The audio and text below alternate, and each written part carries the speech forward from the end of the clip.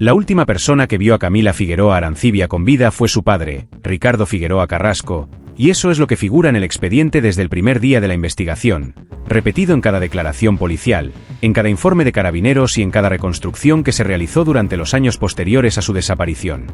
También fue él quien llamó a la policía aquella tarde, exactamente las 19:42, quien denunció formalmente que su hija no había regresado a casa y quien explicó a los agentes que la adolescente había salido esa mañana rumbo al instituto, como cualquier otro día de clases, pero que nunca llegó a destino. Durante las primeras semanas de búsqueda, Ricardo Figueroa Carrasco se convirtió en la imagen más visible del caso en el pequeño pueblo de San Lorenzo del Maule, una localidad rural de la zona central de Chile donde todos se conocen desde hace años y donde cualquier acontecimiento fuera de lo habitual se convierte rápidamente en conversación obligada. Fue él quien pegó los primeros carteles con la fotografía de Camila en los postes de luz, en la parada del autobús que conectaba el pueblo con la ciudad más cercana y en las ventanas del almacén de la plaza. Y también fue él quien habló con los periodistas locales cuando comenzaron a llegar desde otras comunas para cubrir la desaparición de una adolescente de 16 años que, según todos los testimonios recogidos hasta ese momento, había salido de su casa aquella mañana y simplemente nunca volvió. Con el paso de los días, su presencia en cada operativo de búsqueda se volvió constante. Era el primero en llegar cuando los voluntarios se reunían para recorrer los caminos rurales con linternas al caer la tarde. Era también el último en abandonar el puesto de mando improvisado que Carabineros instaló durante las primeras semanas de investigación, y repetía siempre la misma frase frente a quien quisiera escucharlo, suplicando que cualquier persona que supiera algo, por mínimo que pareciera, se animara a hablar. Con el tiempo, muchos vecinos empezaron a recordar esa frase casi de memoria, porque Ricardo la repetía con una mezcla de cansancio y desesperación que parecía imposible de fingir durante tanto tiempo.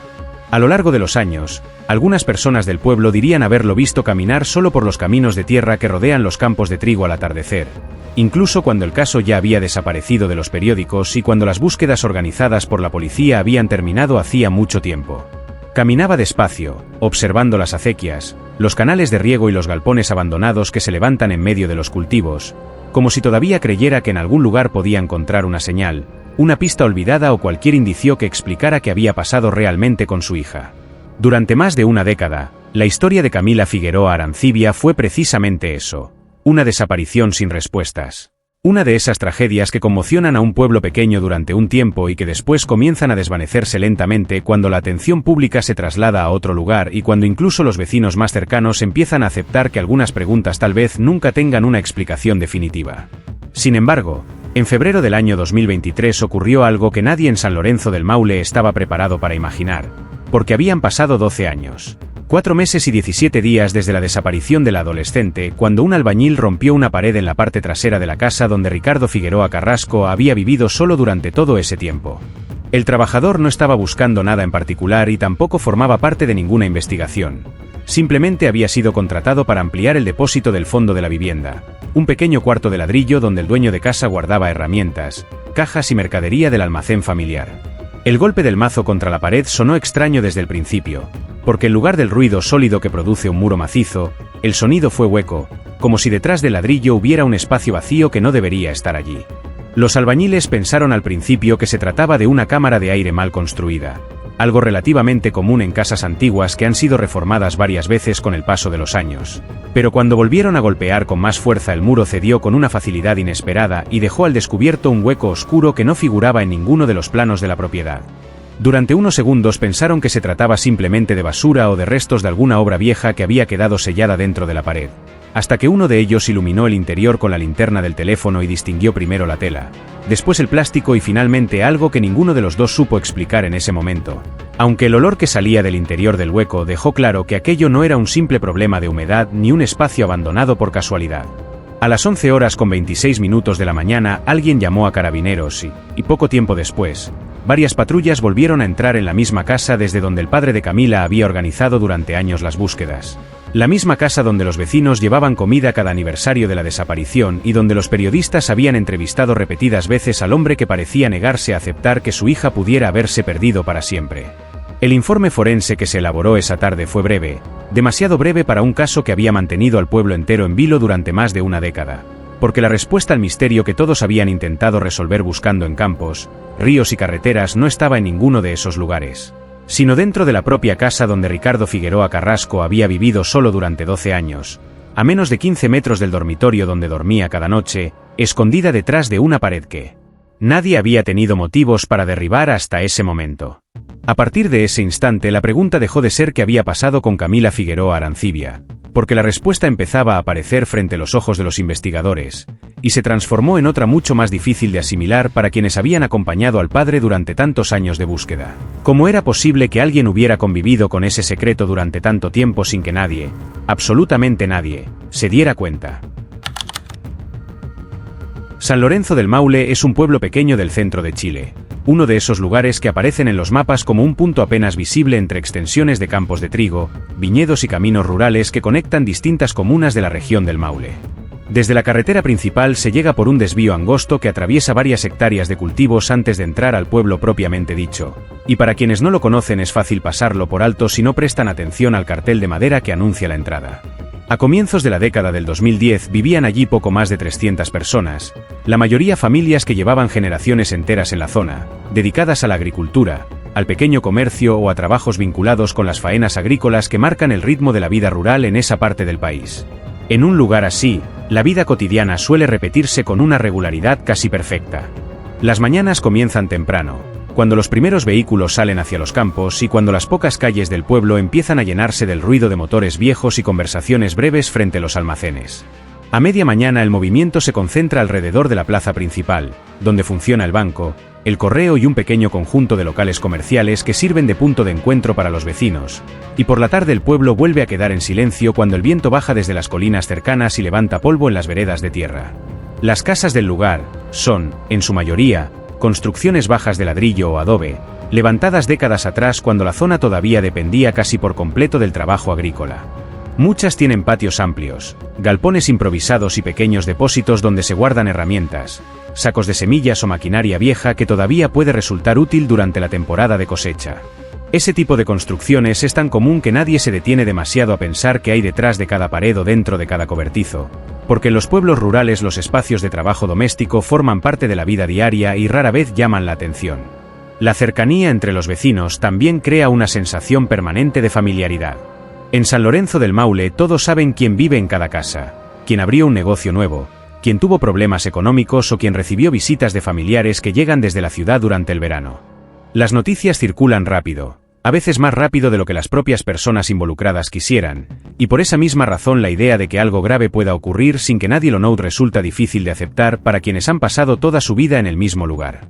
Por eso, cuando Camila desapareció aquella mañana de octubre del año 2011, la noticia se propagó por el pueblo con una velocidad que sorprendió incluso a los propios investigadores. En cuestión de horas, prácticamente todos los habitantes de San Lorenzo del Maule sabían que la hija de Ricardo no había llegado al instituto y que nadie había vuelto a verla después de que saliera de su casa rumbo a clases. Para muchos vecinos aquello parecía imposible de explicar, porque en un lugar tan pequeño la distancia entre cualquier punto del pueblo se mide en minutos y porque las calles son tan tranquilas que cualquier movimiento fuera de lo habitual suele llamar la atención de inmediato. Esa misma sensación de cercanía fue la que impulsó las primeras búsquedas espontáneas durante las horas posteriores a la denuncia. Antes incluso de que Carabineros organizara un operativo formal, varios vecinos comenzaron a recorrer los caminos rurales con linternas, revisando acequias, galpones abandonados y sectores de vegetación donde una persona podría haberse accidentado o desorientado. A medida que pasaban las horas y que la adolescente seguía sin aparecer, la preocupación empezó a transformarse en algo más profundo, una mezcla de miedo y desconcierto que crecía con cada nueva explicación que parecía no encajar del todo con la realidad de un pueblo donde, hasta ese momento, nunca había ocurrido nada parecido. Con el paso de los días, la desaparición de Camila dejó de ser solo un problema familiar para convertirse en una inquietud compartida por toda la comunidad. Los vecinos comenzaron a observar con más atención cada detalle de la rutina diaria. Los comerciantes comentaban el caso en voz baja mientras atendían a los clientes y los padres del instituto hablaban entre ellos tratando de entender cómo era posible que un adolescente de 16 años hubiera desaparecido en un trayecto tan corto sin dejar ninguna pista clara. En un entorno donde todos creen conocerse, la idea de que algo así pudiera suceder sin explicación resultaba profundamente perturbadora. Sin embargo, lo que nadie imaginaba en ese momento era que la respuesta a la desaparición de Camila Figueroa Arancibia no se encontraba en los caminos que rodeaban al pueblo, ni en los campos que los voluntarios recorrían cada fin de semana, sino mucho más cerca de lo que cualquiera estaba dispuesto a considerar. Mientras el pueblo entero miraba hacia afuera, convencido de que la adolescente debía haberse perdido en algún lugar del entorno rural, La verdad permanecía escondida dentro de una de las casas del propio pueblo, detrás de una pared que nadie tenía motivos para revisar y a pocos metros del lugar donde su padre dormía cada noche. Ricardo Figueroa Carrasco tenía 48 años cuando Camila desapareció, y para la mayoría de los vecinos de San Lorenzo del Maule era un hombre que encajaba perfectamente dentro de la rutina tranquila del pueblo. Era alto, de espalda ancha, con manos marcadas por años de trabajo manual y una forma de hablar pausada que muchas personas interpretaban como señal de carácter tranquilo. Quienes lo conocían desde hacía tiempo lo describían siempre de la misma manera. Un hombre serio, trabajador y predecible, de esos que no llaman demasiado la atención pero que tampoco generan desconfianza.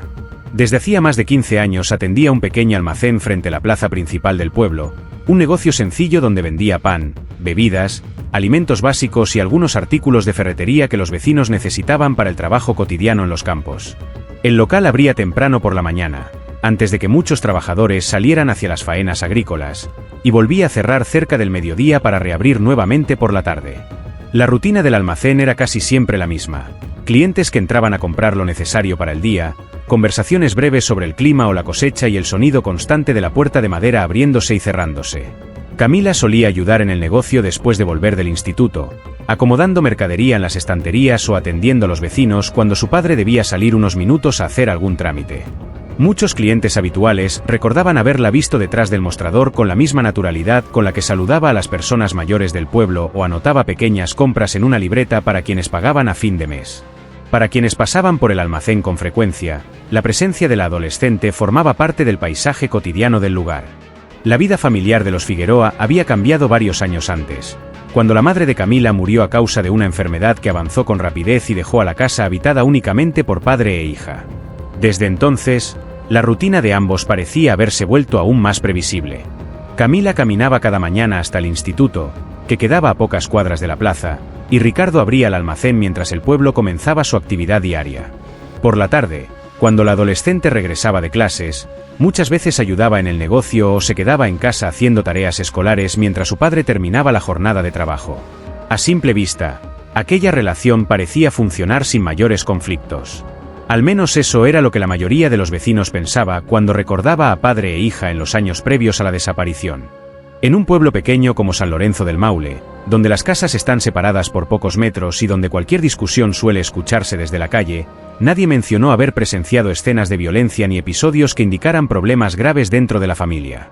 Sin embargo, con el paso del tiempo algunos vecinos comenzaron a recordar detalles que en su momento parecieron insignificantes pero que, años más tarde, adquirirían un significado diferente.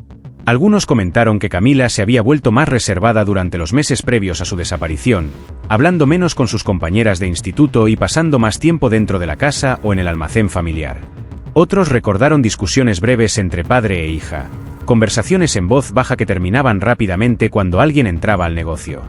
Ninguno de esos recuerdos parecía suficiente para sugerir que algo grave estaba ocurriendo dentro de la casa de los Figueroa, pero sí contribuían a crear la sensación de que la relación entre ambos podía ser más compleja de lo que parecía a simple vista.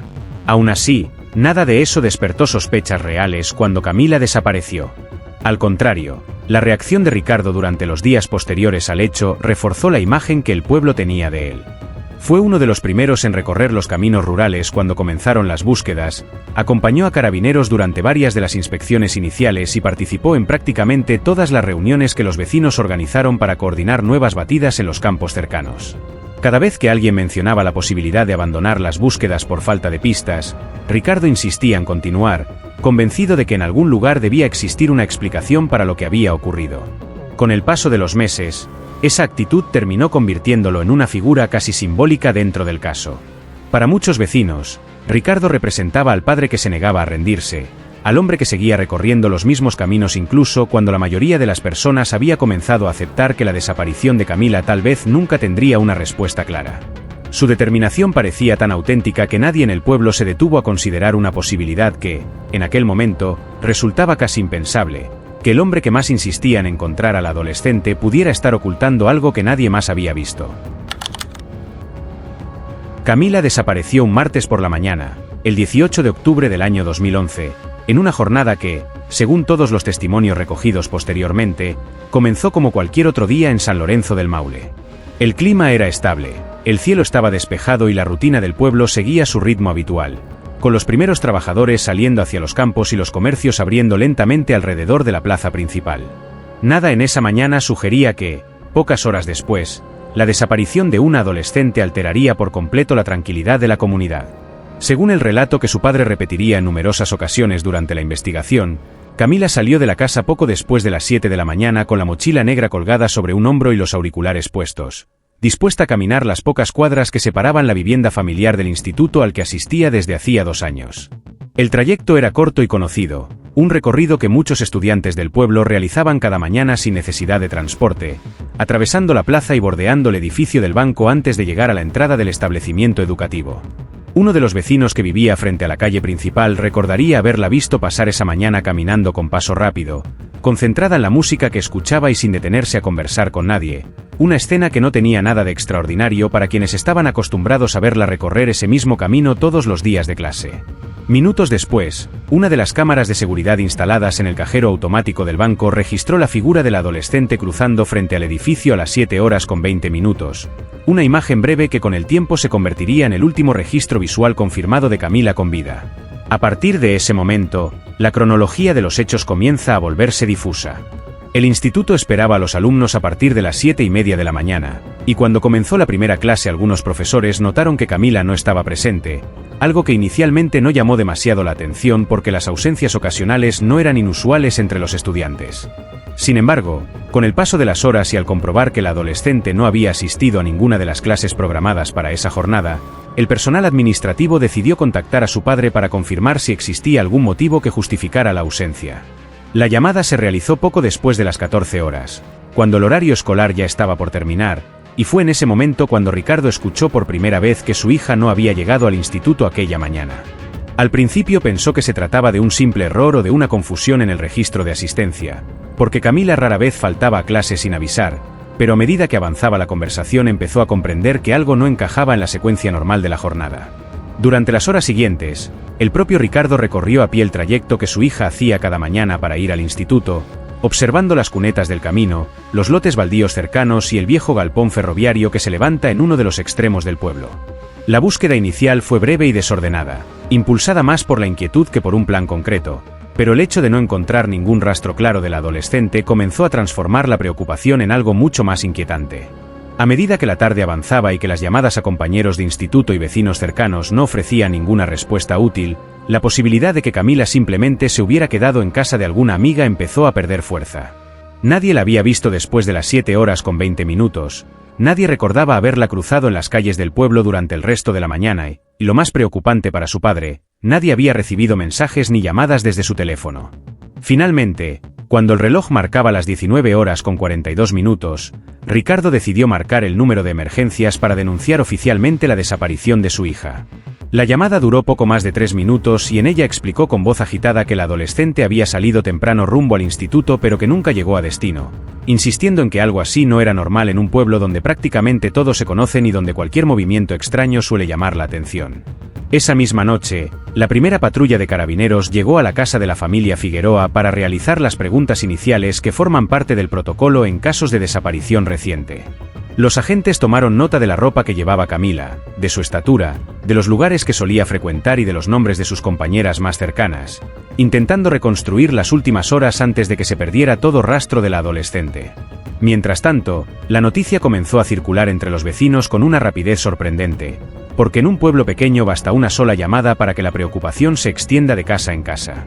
Antes de la medianoche, varias decenas de personas ya estaban recorriendo los alrededores del pueblo con linternas y vehículos particulares, revisando caminos rurales, acequias y sectores de vegetación donde una persona podría haberse accidentado.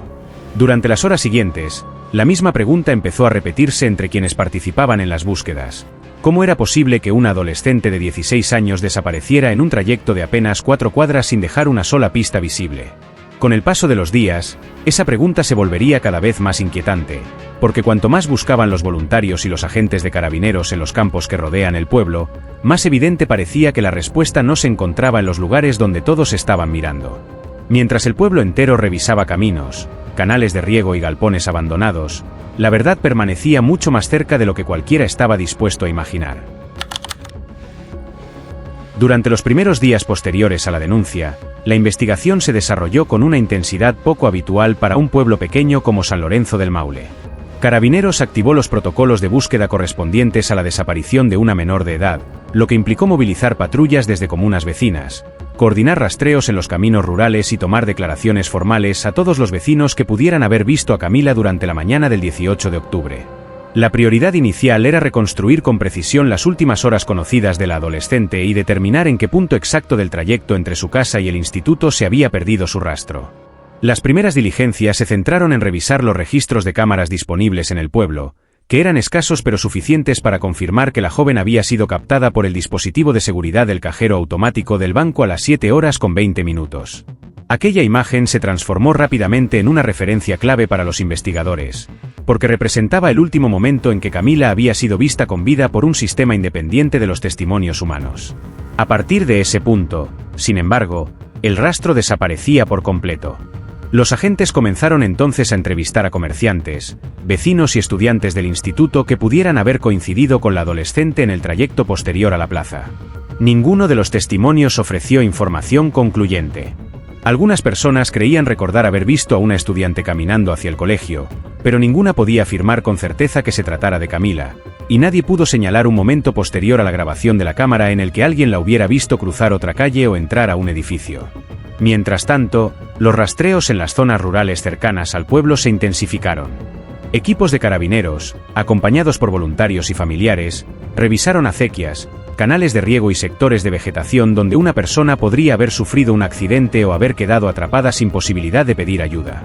También se inspeccionaron galpones abandonados, bodegas agrícolas y antiguos pozos de agua que todavía se utilizan en algunos predios cercanos.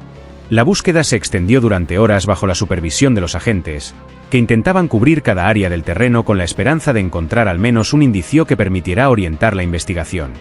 Sin embargo, lo que más inquietaba a los investigadores era precisamente la ausencia total de pistas. En muchos casos de desapariciones juveniles, incluso cuando la persona se aleja voluntariamente, suele quedar algún rastro que permite reconstruir los movimientos iniciales, como una mochila olvidada, un teléfono encendido o el testimonio de alguien que la vio subir a un vehículo. En el caso de Camila no apareció ninguno de esos elementos.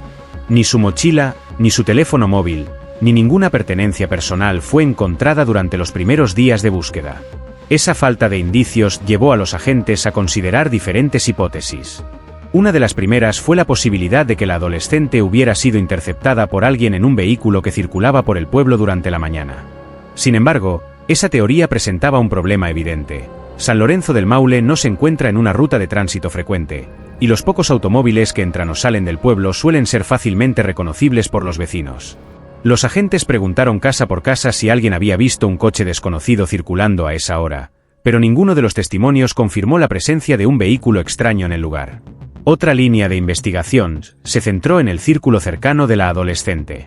Los investigadores revisaron sus contactos telefónicos, hablaron con compañeros del instituto y analizaron si existía algún conflicto personal que pudiera explicar una fuga voluntaria o un encuentro planificado con alguien fuera del pueblo.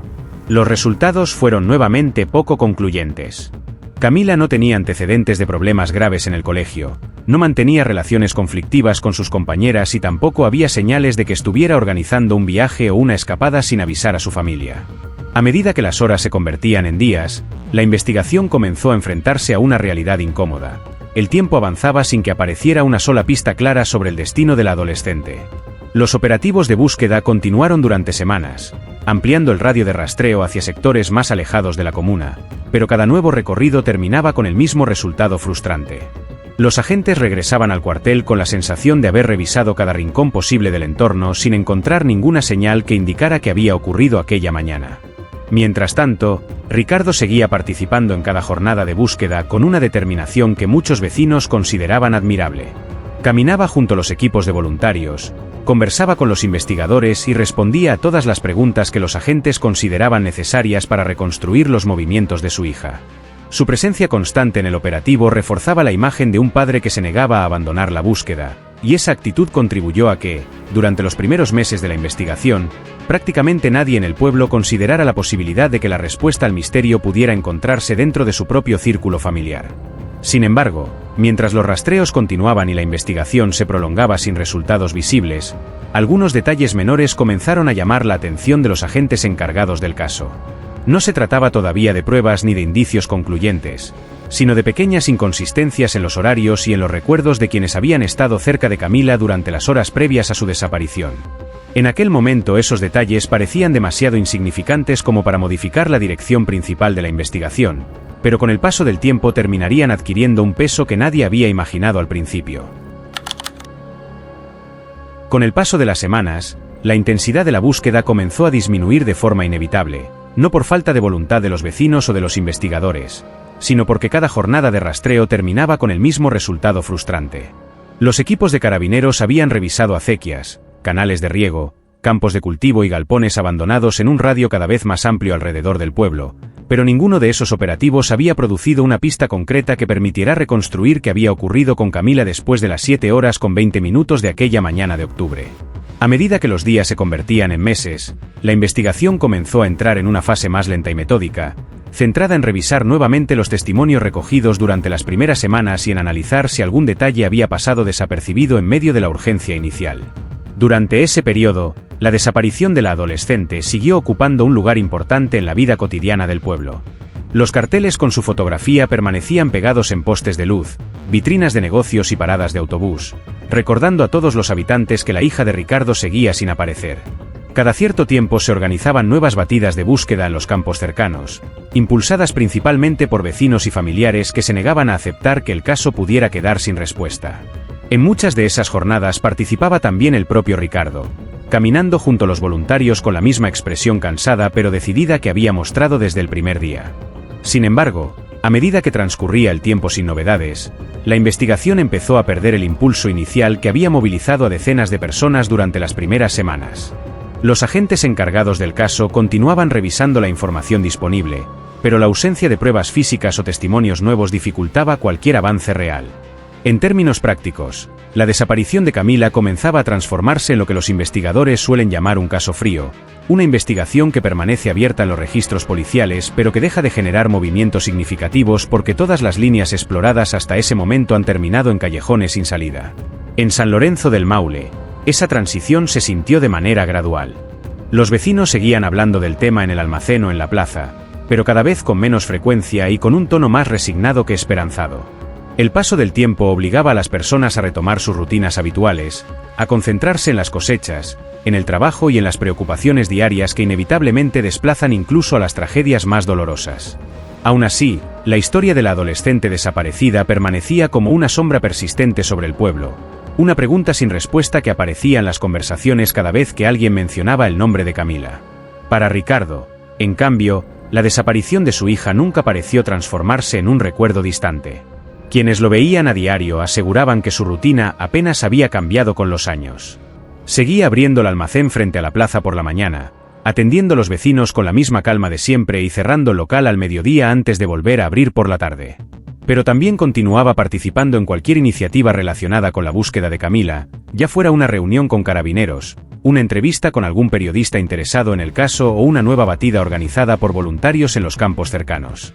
Esa constancia terminó consolidando la imagen que el pueblo tenía de él. Para muchos habitantes de San Lorenzo del Maule, Ricardo representaba al padre que se negaba a rendirse, al hombre que había perdido a su hija sin explicación aparente y que seguía intentando encontrar respuestas incluso cuando la mayoría de las personas había comenzado a aceptar que el misterio tal vez nunca se resolvería.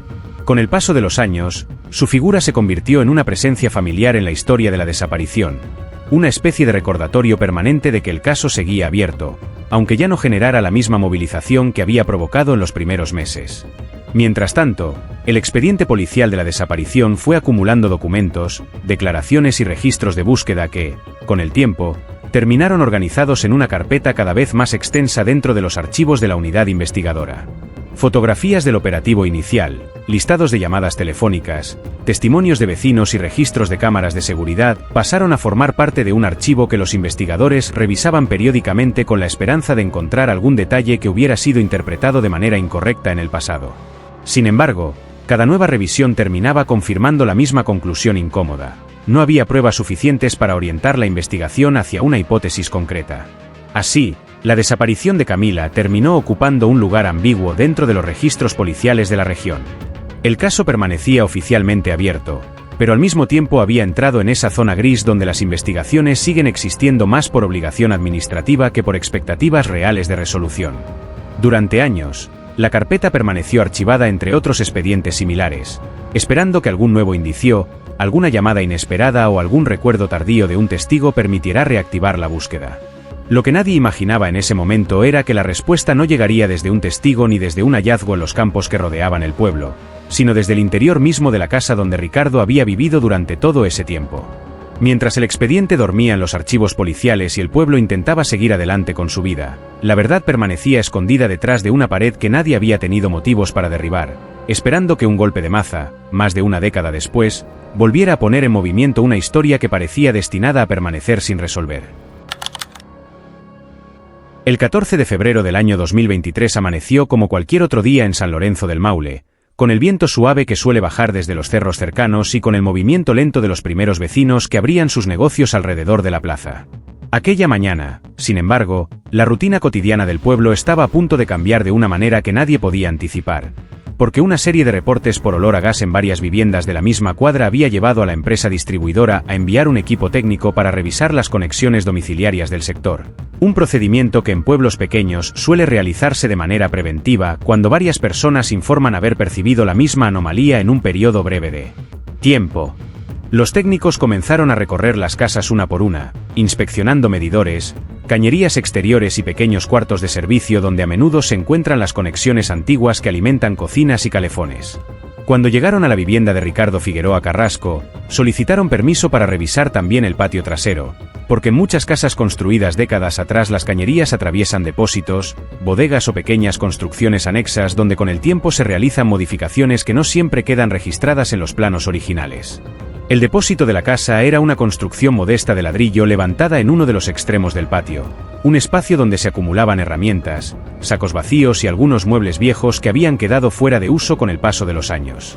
Mientras uno de los técnicos revisaba las conexiones visibles, otro comenzó a examinar las paredes del cuarto siguiendo el recorrido aproximado de las cañerías que alimentaban la cocina de la vivienda. Fue entonces cuando uno de ellos notó que una sección del muro parecía haber sido reconstruida en algún momento posterior a la construcción original del depósito, algo que no necesariamente indicaba un problema, pero que llamó su atención lo suficiente como para golpear ligeramente la superficie con la herramienta que llevaba en la mano. El sonido que devolvió el ladrillo no fue el mismo que produce una pared maciza. En lugar del golpe seco habitual, el muro respondió con una resonancia hueca que sugería la existencia de un espacio vacío detrás del revestimiento. Los dos técnicos intercambiaron una mirada breve y repitieron la prueba en otro punto de la misma sección, obteniendo el mismo resultado.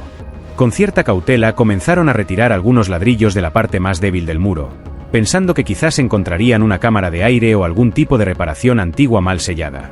Pero cuando el primer bloque cedió y dejó al descubierto un hueco oscuro detrás de la pared, comprendieron de inmediato que aquello no formaba parte de la estructura original del depósito. Lo primero que alcanzaron a distinguir fue una tela doblada de manera irregular, cubierta por una capa espesa de polvo y tierra seca que parecía haber permanecido intacta durante años. Debajo de esa tela apareció un plástico oscuro, arrugado y parcialmente descompuesto, que no tenía ningún sentido dentro de un espacio que supuestamente había quedado sellado durante una reparación doméstica. Los técnicos dejaron de trabajar de inmediato y llamaron a Ricardo para que se acercara al depósito y viera lo que habían encontrado. Según el testimonio que ambos entregarían más tarde a los investigadores, el dueño de casa tardó apenas unos segundos en acercarse al lugar, pero su reacción fue extraña desde el primer momento. No preguntó qué habían encontrado ni intentó mirar dentro del hueco con la misma curiosidad que habían mostrado los técnicos. Simplemente observó el espacio oscuro detrás de la pared y permaneció en silencio durante varios segundos. Ante la naturaleza inesperada del hallazgo, uno de los trabajadores sugirió que lo más prudente era avisar a carabineros antes de continuar removiendo los ladrillos que rodeaban el hueco. La llamada se realizó a las 11:26 de la mañana, y pocos minutos después una patrulla llegó a la vivienda para inspeccionar el interior del depósito. Cuando los investigadores iluminaron completamente el espacio oculto detrás de la pared, el descubrimiento se volvió imposible de ignorar. Entre la tela y el plástico aparecieron restos humanos claramente identificables, pequeños huesos que pertenecían a una persona joven y que habían permanecido ocultos durante años dentro de aquel hueco improvisado. Después de 12 años de búsqueda, la respuesta al misterio que había mantenido en vilo al pueblo entero no se encontraba en los campos que rodeaban la comuna ni en los caminos rurales que habían sido recorridos tantas veces por voluntarios y policías. La respuesta había estado todo ese tiempo dentro de la casa de Ricardo Figueroa Carrasco. El hallazgo de los restos humanos obligó a los investigadores a reabrir formalmente el expediente de la desaparición de Camila Figueroa Arancibia, un caso que durante años había permanecido archivado dentro de los registros policiales como una investigación sin resultados concluyentes. Aquella reapertura significó volver a revisar cada documento, cada declaración y cada detalle recogido durante los primeros días de la búsqueda, esta vez con una información completamente distinta. El cuerpo del adolescente había sido encontrado dentro de la propiedad familiar. A medida que los agentes comenzaron a releer los informes iniciales, empezaron a aparecer pequeñas inconsistencias que en su momento habían sido consideradas irrelevantes o simplemente producto de la confusión que suele rodear las primeras horas de una desaparición. La primera de esas inconsistencias tenía que ver con los horarios. Desde el principio, Ricardo había declarado que vio a su hija salir de la casa alrededor de las 7:15 de la mañana, una referencia que repitió varias veces durante entrevistas con carabineros y con periodistas que cubrieron el caso durante los primeros meses. Sin embargo, al revisar nuevamente el registro de la cámara del cajero automático del banco, los investigadores confirmaron que la adolescente había sido captada pasando frente al edificio exactamente a las 7:20. A simple vista la diferencia parecía mínima. Pero al comparar esa información con la distancia real entre la casa de la familia y el banco, algunos agentes comenzaron a notar que el tiempo necesario para recorrer ese trayecto caminando era considerablemente menor. El trayecto podía hacerse en menos de 2 minutos a paso normal, lo que implicaba que, si Camila había salido realmente a las 7:15, habría llegado al banco mucho antes de la hora registrada por la cámara. Esa diferencia temporal no representaba una prueba concluyente de nada, pero introducía una pregunta que nadie había formulado durante la investigación inicial. ¿Qué había ocurrido durante esos minutos adicionales en los que la adolescente no había sido vista por ninguna otra cámara ni por ningún testigo? Otra inconsistencia apareció al revisar los registros telefónicos de aquella mañana. Según el relato de Ricardo, él intentó comunicarse con su hija varias veces después de recibir la llamada del instituto que informaba de su ausencia. Sin embargo, los registros proporcionados por la compañía telefónica mostraban que el dispositivo de Camila había dejado de emitir señal aproximadamente a las 7:23. A partir de ese momento, el teléfono no volvió a conectarse a ninguna antena de la zona. A esas dudas se sumaron también recuerdos tardíos de algunos vecinos que comenzaron a reinterpretar escenas aparentemente insignificantes ocurridas antes de la desaparición. Una comerciante que tenía su local cerca del almacén familiar recordó haber escuchado una discusión entre padre e hija unos días antes del 18 de octubre. Ninguno de esos elementos constituía todavía una prueba directa de responsabilidad, pero cuando los investigadores comenzaron a analizarlos en conjunto empezó a formarse una imagen distinta de la historia que el pueblo había aceptado durante más de una década. Las grietas en la versión original comenzaban a hacerse visibles. El descubrimiento en el depósito cambió por completo el curso de la investigación. Lo que durante 12 años había sido una desaparición sin respuesta se transformó, en cuestión de horas, en una escena criminal dentro de la propia casa de la víctima. Mientras los peritos continuaban trabajando en el patio trasero, documentando cada fragmento encontrado detrás de la pared sellada, los agentes solicitaron a Ricardo Figueroa Carrasco que los acompañara al cuartel de carabineros para prestar una nueva declaración. El traslado se realizó sin esposas ni sirenas. Hasta ese momento, oficialmente, Ricardo seguía siendo el padre de una joven desaparecida y no el sospechoso de un crimen. Sin embargo, el contexto había cambiado de manera irreversible. Durante las primeras horas de interrogatorio, los investigadores reconstruyeron nuevamente la versión que Ricardo había repetido durante más de una década. Volvió a explicar que su hija había salido temprano aquella mañana rumbo al instituto, que nunca llegó a clases y que desde entonces él había dedicado su vida a buscarla. Pero esta vez las preguntas ya no se apoyaban únicamente en recuerdos o declaraciones antiguas. Ahora había evidencia. Los peritos habían confirmado que la pared detrás de la cual aparecieron los restos no pertenecía a la estructura original del depósito. Había sido levantada posteriormente utilizando ladrillos y cementos similares a los del resto de la construcción, pero colocados de una forma que indicaba una modificación deliberada del espacio. El análisis preliminar de los materiales reveló un dato inquietante. La antigüedad aproximada de esa pared coincidía con el periodo en que Camila había desaparecido. Cuando los investigadores comenzaron a formular preguntas más directas sobre esa modificación en la casa, el tono del interrogatorio cambió. Ricardo dejó de responder con la seguridad que había mostrado durante años. En varios momentos permaneció en silencio, mirando la mesa frente a él, como si intentara ordenar una historia que durante demasiado tiempo había permanecido intacta. Entonces uno de los investigadores colocó sobre la mesa las fotografías tomadas por los peritos en el depósito, la pared rota, el plástico negro incrustado en el hueco y los restos que habían permanecido ocultos durante más de una década dentro de aquella estructura improvisada. Ricardo observó las imágenes durante varios segundos. Finalmente habló. Dijo que todo había sido un accidente. Aquella frase, breve y ambigua, cambió definitivamente el rumbo de la investigación. No era una confesión completa, pero era suficiente para derrumbar la versión que había sostenido durante 12 años. A partir de ese momento, el hombre que durante más de una década había sido visto por el pueblo como un padre que buscaba respuestas pasó a ocupar el centro de la investigación. Horas más tarde, Ricardo Figueroa Carrasco fue formalmente detenido por carabineros. 12 años después de la desaparición de Camila, el caso finalmente tenía un responsable. La reconstrucción realizada por los peritos y los investigadores de Carabineros permitió establecer con bastante precisión lo que había ocurrido dentro de la casa de Ricardo Figueroa Carrasco la mañana del 18 de octubre del año 2011. Según el análisis forense de los restos y de la escena encontrada en el depósito, Camila nunca llegó a salir realmente rumbo al instituto como se había creído durante más de una década, porque todo indica que el episodio que provocó su muerte ocurrió dentro de la vivienda durante las primeras horas de esa misma mañana. La hipótesis aceptada por la investigación señala que padre e hija mantuvieron una discusión que terminó en un forcejeo dentro de la casa, durante el cual la adolescente sufrió un golpe violento en la cabeza contra una superficie dura, una lesión que resultó fatal en cuestión de minutos. Los peritos determinaron que el espacio oculto detrás de la pared del depósito no había sido utilizado como lugar de muerte, sino como un escondite improvisado construido posteriormente para ocultar el cuerpo, lo que explica la presencia de plástico, tela y restos de materiales utilizados para sellar el hueco desde el interior del cuarto. Las pruebas recogidas en la vivienda, junto con la declaración realizada por el propio Ricardo durante el interrogatorio, llevaron a los investigadores a concluir que, después de la muerte de Camila, el hombre decidió ocultar el cuerpo dentro del depósito y levantar una pared para cerrar completamente el espacio. Al día siguiente compró los materiales necesarios en una ferretería de la zona y realizó la obra por su cuenta, creando un compartimento que permaneció sellado durante más de 12 años sin que nadie tuviera motivos para sospechar lo que había detrás de ese muro. Tras el hallazgo de los restos y la confesión parcial entregada durante el interrogatorio, Ricardo Figueroa Carrasco fue formalmente detenido y puesto a disposición del tribunal correspondiente, acusado de homicidio y de ocultamiento de cadáver. El proceso judicial que siguió al descubrimiento confirmó la responsabilidad del hombre en los hechos y puso fin, al menos desde el punto de vista legal, a uno de los casos de desaparición más desconcertantes que había vivido San Lorenzo del Maule.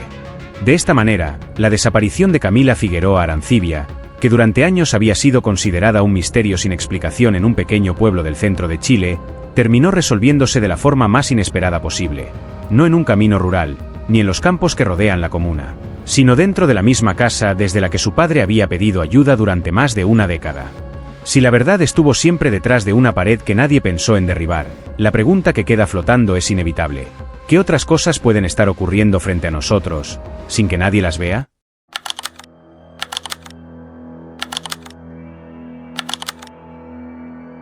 La sentencia fue leída a última hora de la tarde, cuando la luz que entraba por los ventanales del tribunal ya había perdido intensidad y el aire de la sala empezaba a sentirse más denso, como si incluso el edificio supiera que lo que estaba por ocurrir no tenía vuelta atrás. La pena impuesta fue cadena perpetua sin posibilidad de libertad condicional, una decisión que en términos jurídicos puede escribirse en una línea, pero que en la práctica significa algo mucho más concreto, el resto de una vida definido en pocos minutos. La lectura fue breve, casi mecánica, apenas el tiempo necesario para que el juez enumerara los artículos aplicables, confirmara el veredicto del jurado y pronunciara la condena definitiva. Nadie levantó la voz, nadie discutió, y en la tercera fila de la sala, sin embargo, una mujer mayor perdió el equilibrio antes de escuchar la última frase. Era la madre del acusado, se desplomó hacia adelante y un agente tuvo que sostenerla por los hombros para evitar que golpeara contra el suelo. El acusado, en cambio, no mostró reacción visible, no gritó, no protestó, no pidió hablar. Permaneció sentado con la mirada fija en la mesa de madera frente a él, las manos apoyadas con calma sobre la superficie y los dedos apenas entrelazados, como si estuviera esperando una reunión cualquiera. Quienes estaban presentes recordaron después esa imagen con cierta incomodidad, porque no parecía la reacción de alguien sorprendido por su destino, sino la de alguien que ya lo conocía desde mucho antes. La impresión general fue exactamente esa, la de un hombre que había entrado a esa sala sabiendo cómo iba a terminar. El jurado había deliberado menos de 1 hora, y ese fue el tiempo que tardaron en decidir que Martín Rojas era culpable. Según el expediente judicial, había golpeado a su mejor amigo hasta matarlo y luego había abandonado el cuerpo en un descampado en las afueras de la ciudad, en un terreno baldío que durante años había pertenecido a los antiguos astilleros de Puerto Salinas, en la costa sur del Uruguay. La fiscalía describió el hecho como un crimen brutal. La prensa eligió otra palabra: traición. Y en el barrio, donde la historia se repetía con más emoción que precisión, empezó a circular una tercera palabra, una que no aparecía en los documentos oficiales, pero que tenía más fuerza que cualquier informe pericial: monstruo. Durante más de 15 años el nombre de Martín Rojas dejó de pronunciarse sin que alguien bajara la voz antes. Hasta que, muchos años después, una empleada judicial abrió una caja olvidada en el depósito del tribunal. No estaba buscando nada importante, su trabajo esa mañana era mucho más simple: liberar espacio, mover expedientes antiguos, revisar carpetas húmedas, ordenar fotografías viejas que nunca habían sido digitalizadas, el tipo de tarea silenciosa que suele asignarse a los niveles más bajos de la administración, donde nadie espera encontrar nada relevante. La caja estaba en un estante del fondo, cubierta de polvo gris, y cuando la bajó el cartón cedió por uno de los costados y varios papeles cayeron al suelo. Entre ellos apareció un sobre marrón pequeño, sin etiqueta, sin firma y sin número de inventario. Dentro había una sola cosa: una fotografía. Había sido tomada la noche en que apareció el cuerpo. En la imagen se veía el descampado del antiguo astillero, la cinta policial delimitando el perímetro y 2 peritos inclinados sobre el cadáver iluminado por los reflectores de la policía científica, y a simple vista no había nada extraño. Hasta que alguien miró con más atención. Porque en esa fotografía el cuerpo no estaba donde el informe decía que estaba. No estaba donde los peritos habían jurado bajo declaración que lo habían encontrado. No estaba donde el jurado creyó que había sido descubierto. El cadáver estaba unos metros más atrás, fuera del perímetro dibujado en el croquis, fuera del punto exacto que aparecía señalado en el expediente. Y cuando una escena del crimen cambia de lugar, incluso por unos pocos metros, todo lo que se construyó alrededor empieza a tambalear. Si el cuerpo nunca estuvo donde dijeron que estaba, entonces una hipótesis mucho más incómoda empezaba a tomar forma. Tal vez Martín Rojas no era el asesino. Tal vez nunca debió estar preso. El caso ocurrió en el barrio Las Dársenas, un antiguo barrio obrero ubicado en la zona sur de Puerto Salinas, una ciudad portuaria del Uruguay, uno de esos lugares que crecieron rápido durante los años de expansión industrial y que después quedaron detenidos en el tiempo cuando las fábricas comenzaron a cerrar y los astilleros dejaron de necesitar manos. Durante décadas el puerto había marcado el ritmo de la vida allí. Las sirenas de los talleres navales sonaban al amanecer, los camiones entraban y salían de los depósitos metálicos y las chimeneas de ladrillo rojo arrojaban humo oscuro sobre el río Marrón que separa la ciudad de la otra orilla del Río de la Plata. En aquellos años el barrio estaba lleno de ruido, de obreros caminando hacia los turnos de madrugada y de bares abiertos desde temprano donde el café se mezclaba con olor a gasoil. Después llegaron los cierres. Primero un astillero. Después otro. Y con el paso de los años lo que había sido un distrito industrial activo se transformó en algo más silencioso y más extraño, una zona donde las fábricas permanecen en pie pero ya no producen nada, donde los galpones oxidados siguen mirando al río como esqueletos de otro tiempo. Hoy Las Dársenas es un lugar de calles anchas, veredas rotas y faroles amarillos que iluminan poco. Locales con persianas bajas desde hace años. Carteles de se alquila que nadie retira. Y un viento constante que llega desde el río arrastrando olor a humedad, sal y metal oxidado, golpeando chapas sueltas contra estructuras abandonadas y produciendo ruidos que, en medio del silencio nocturno, parecen más fuertes de lo que realmente son. En barrios así, cualquier cosa llama la atención. Si un auto frena de golpe, alguien mira por la ventana. Si un perro ladra demasiado tiempo, alguien abre la puerta. Y si aparece una patrulla con sirena encendida, el barrio entero se entera en cuestión de segundos. Las Dársenas pertenece a la parte más antigua de Puerto Salinas. Casas bajas de ladrillo sin revocar, patios con parrales o limoneros, antenas torcidas en los techos y bares pequeños donde siempre están los mismos hombres jugando al truco o al dominó desde hace años. Fue en ese barrio donde creció Martín Rojas, a pocas cuadras del río, en una casa modesta donde todavía se saludaba a los vecinos por el nombre y donde, según repiten muchos habitantes, cuando ocurre algo inesperado, nunca pasa nada. Por eso, cuando una mañana apareció un cuerpo en el descampado del antiguo astillero, la noticia recorrió el barrio con una velocidad que nadie esperaba. Porque en las dársenas no aparecen cadáveres. No hay homicidios violentos. Si alguien se mete en problemas suele ser por deudas, por peleas en un bar o por una moto robada, nada que obligue a acordonar varias manzanas ni a llenar la zona de patrulleros y peritos forenses. Nada que traiga periodistas desde Montevideo. Nada que convierta un terreno abandonado en la escena del crimen más comentada que el barrio haya visto en décadas. Durante semanas no se habló de otra cosa. El descampado. La sangre. La cinta amarilla. Las imágenes repetidas en los noticieros. Y un nombre que empezó a circular cada vez con más insistencia entre las conversaciones del barrio. Martín Rojas. El chico del taller. El que jugaba al fútbol en la plaza. El que ayudaba a su padre con los autos. El que todos creían conocer.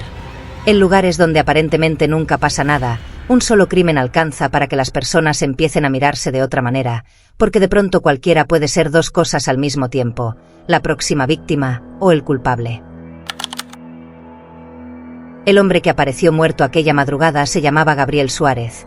Tenía 32 años y había pasado prácticamente toda su vida en el mismo barrio donde, años después, su nombre todavía se pronunciaría con cierta incomodidad. No era una figura conocida fuera de las dársenas, ni tenía una historia particularmente extraordinaria. Había trabajado durante algunos años en un pequeño taller mecánico cerca del puerto de Puerto Salinas, el mismo donde muchos jóvenes del barrio aprendían el oficio cuando terminaban la escuela técnica. Después de eso había pasado por varios empleos temporales. Ayudante de depósito, repartidor de repuestos automotrices y, ocasionalmente, chofer para una empresa de transporte local. Quienes lo conocían lo describían como un hombre tranquilo, más bien reservado, de esos que prefieren escuchar antes que hablar y que rara vez se involucran en discusiones largas. En el barrio tenía un círculo de amistades reducido pero estable, compuesto en su mayoría por compañeros del taller y algunos vecinos con los que se reunía los fines de semana en un bar pequeño de la avenida principal, un lugar donde el ruido de la televisión y el humo del asado suelen mezclarse con conversaciones que nunca salen del barrio. Entre esas amistades estaba Martín Rojas. Se conocían desde adolescentes. Habían jugado juntos en la misma plaza de tierra que aún hoy se encuentra detrás de la vieja estación ferroviaria, habían compartido trabajos ocasionales en el mismo taller mecánico y durante años fueron vistos entrando y saliendo de los mismos bares, caminando por las mismas calles del barrio o ayudando en pequeñas reparaciones a los vecinos. Para la mayoría de las personas que los conocían, la relación entre ambos parecía simple. Dos amigos de toda la vida, criados en el mismo lugar, con trayectorias similares y sin antecedentes de conflictos graves. Por eso, cuando el nombre de Martín empezó a aparecer en los informes policiales pocos días después del hallazgo del cuerpo, la reacción inicial en el barrio fue de incredulidad. No parecía posible. Porque si algo caracterizaba los lugares como las dársenas era la sensación persistente de que las historias de violencia grave ocurrían siempre en otra parte, en ciudades más grandes, en barrios que nadie mencionaba en voz alta. No allí. No entre personas que se conocían desde chicos. Sin embargo, el expediente policial pronto empezó a construir una historia diferente. Según la hipótesis de la fiscalía, aquella noche Gabriel y Martín habían discutido. Nadie sabía exactamente por qué. Algunos hablaban de dinero. Otros mencionaban una deuda menor relacionada con el taller. Y en ciertos bares del barrio comenzaron a circular versiones más imprecisas que involucraban una pelea por una mujer. Ninguna de esas versiones pudo comprobarse con certeza. Pero lo que sí quedó registrado en el expediente fue el último momento en que alguien vio a Gabriel Suárez con vida. Eran poco más de las 11 de la noche.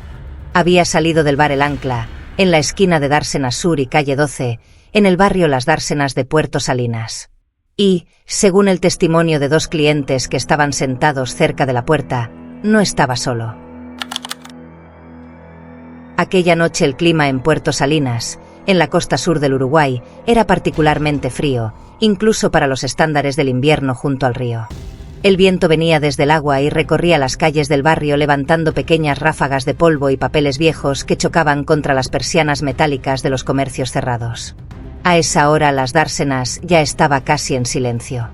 Los bares más pequeños habían bajado sus persianas y el tránsito era escaso, limitado a algunos taxis y a los pocos trabajadores que todavía regresaban de los turnos nocturnos en los depósitos del puerto. En el Ancla, sin embargo, todavía quedaban algunas mesas ocupadas. El lugar no era grande. Un salón rectangular con piso de baldosas gastadas, una barra de madera oscura y una televisión colgada en la pared que transmitía partidos viejos o noticias repetidas durante toda la noche. Gabriel Suárez había estado allí desde temprano. Había llegado cerca de las 9 de la noche. Pidió una cerveza. Después otra. Y durante buena parte de la noche habló con 2 hombres del barrio que más tarde declararían ante la policía que la conversación había sido completamente normal. Nada fuera de lo habitual. Nada que pareciera anticipar lo que ocurriría después. Martín Rojas llegó más tarde. Aproximadamente a las 10:30 de la noche. Saludó a algunas personas. Pidió un whisky en la barra y se sentó durante unos minutos cerca de Gabriel. Los testigos recordaron después que hablaron durante un rato. No parecía una discusión. No hubo gritos. No hubo empujones. De hecho, varios clientes del bar dijeron que la conversación entre ambos parecía más bien tranquila, el tipo de charla casual que suele darse entre 2 personas que se conocen desde hace años. Sin embargo, poco antes de las 11 algo cambió. Nadie pudo explicar exactamente qué. Algunos dijeron que Martín había recibido un mensaje en su teléfono. Otros afirmaron que Gabriel había hecho un comentario que pareció incomodarlo. Lo cierto es que minutos después ambos salieron del bar. Juntos. Caminando en dirección al descampado del antiguo astillero. Un lugar que de día parecía simplemente un terreno abandonado lleno de hierros viejos y estructuras oxidadas, pero que de noche se transformaba en un espacio oscuro donde las farolas del barrio apenas alcanzaban a iluminar los primeros metros del terreno. Esa fue la última vez que alguien vio a Gabriel Suárez con vida. El cuerpo apareció 4 horas más tarde, a las 3:17 de la madrugada. Lo encontró un camionero que atravesaba el descampado para acortar camino hacia la ruta que sale del puerto de Puerto Salinas. Al principio creyó que era un hombre dormido. Después vio la sangre y llamó a la policía. Durante los primeros días de la investigación, el caso pareció avanzar con una claridad que pocas veces ocurre en homicidios violentos. Había una víctima identificada. Había un último acompañante conocido. Y había un cuerpo encontrado a pocos metros del lugar donde ambos habían sido vistos por última vez. En términos policiales, el escenario parecía sencillo. Los detectives de la Brigada de Homicidios comenzaron entrevistando a las personas que habían estado en el bar El Ancla, en el barrio Las Dársenas de Puerto Salinas, aquella noche. Los testimonios coincidían en lo esencial. Gabriel Suárez había estado allí durante varias horas, había bebido, había conversado con algunos conocidos y poco antes de las 11 de la noche había salido acompañado por Martín Rojas. La distancia entre el bar y el descampado del antiguo astillero era corta. Caminando, no más de 5 minutos. Para los investigadores, eso establecía una secuencia temporal clara. A las 11 de la noche ambos hombres abandonaban el bar. A las 3:17 de la madrugada un camionero encontraba el cuerpo. Entre esos 2 momentos se encontraba la ventana temporal del crimen. Martín Rojas fue detenido 48 horas después. La detención no fue violenta ni dramática. 2 patrulleros se detuvieron frente a la casa de sus padres poco antes del mediodía. Los agentes tocaron la puerta y Martín salió al umbral sin intentar huir ni discutir con los oficiales. Según consta en el informe policial, su reacción fue tranquila, incluso cooperativa. Aceptó acompañar a los agentes a la comisaría para prestar declaración y durante el trayecto respondió con normalidad a las preguntas iniciales sobre su relación con Gabriel Suárez y sobre la noche en que ambos habían estado juntos por última vez. Fue en la sala de interrogatorios donde el caso empezó a adquirir un tono diferente. El cuarto era pequeño. Una mesa metálica en el centro, 2 sillas enfrentadas, una lámpara colgante y un espejo oscuro que cubría casi toda una de las paredes. Detrás del vidrio, como es habitual en este tipo de procedimientos, un segundo equipo de investigadores observaba la conversación y tomaba notas. Martín Rojas se sentó frente al detective principal con las manos apoyadas sobre la mesa. No parecía nervioso. No parecía confundido.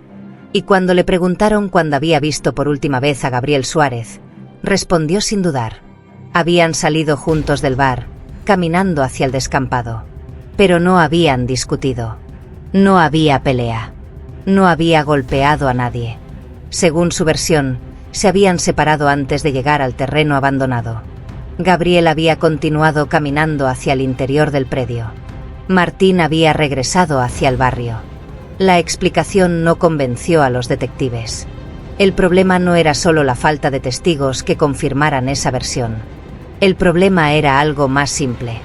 Martín era la última persona conocida que había estado con la víctima. En investigaciones de homicidio, esa circunstancia suele ser suficiente para convertir a alguien en el principal sospechoso. Durante las horas siguientes, el interrogatorio se volvió más intenso. Los investigadores repitieron las mismas preguntas desde distintos ángulos. Intentaron reconstruir la caminata desde el bar.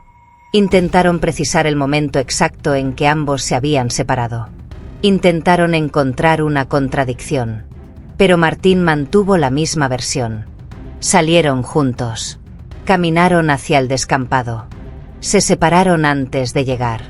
Y después de eso, él regresó al barrio. El interrogatorio duró casi 6 horas.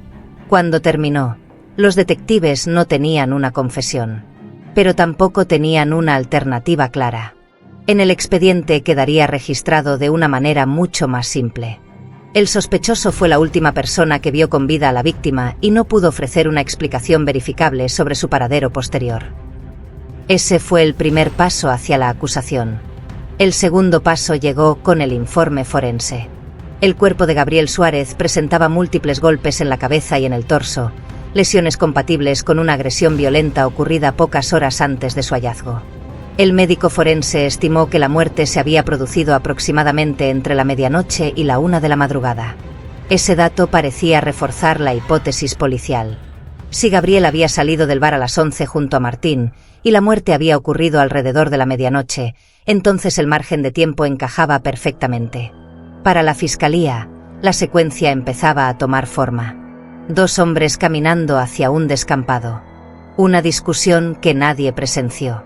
Una agresión violenta. Un cuerpo abandonado en la oscuridad. Y un único sospechoso que no podía demostrar dónde había estado después. El caso avanzó con rapidez.